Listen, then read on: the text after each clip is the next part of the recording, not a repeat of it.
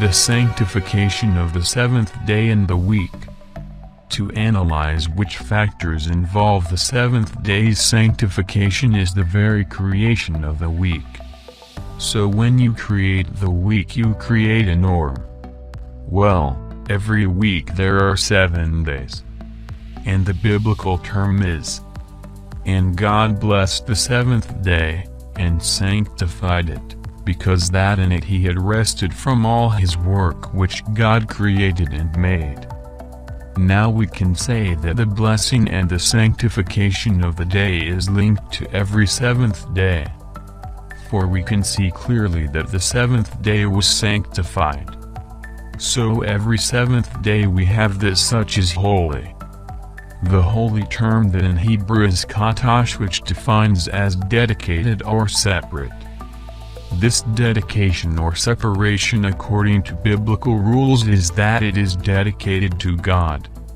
So when one reads the term kadosh for something, it is divine property, and should not be treated as ordinary.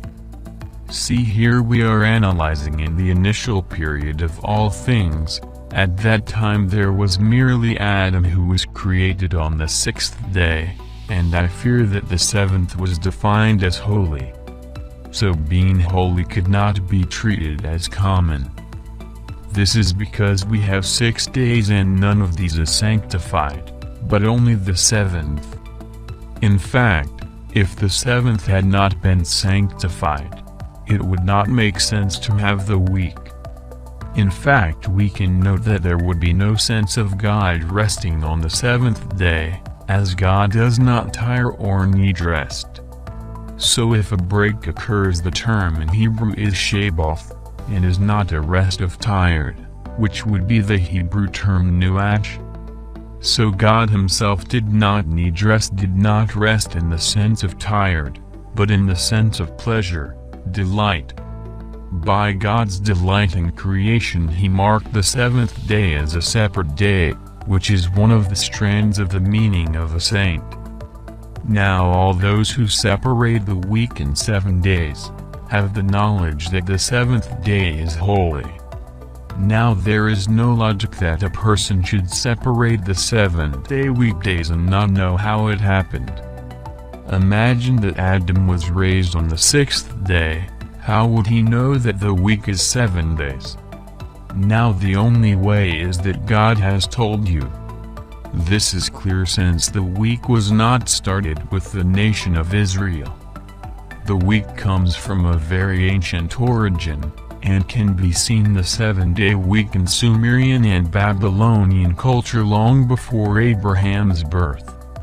Since the week is before Abraham, we clearly have the information about the week from a source not separate for a people, but for humanity, for its existence comes not from a separate people, but from an ancient and widespread.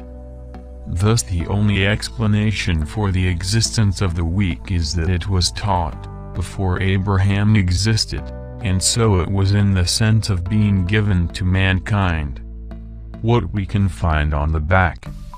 And he said unto them, The Sabbath was made for man, and not man for the Sabbath.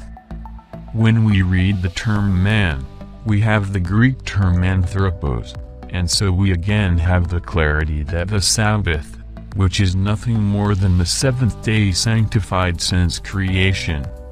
And so was mankind given. In fact, in Hebrew, the term Sabbath and rest are written in the same way and are the same word.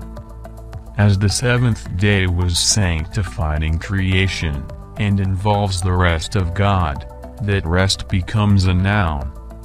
It follows that the week and the sanctification of the 7th day are linked, and the existence of the week automatically binds to the 7th day sanctification.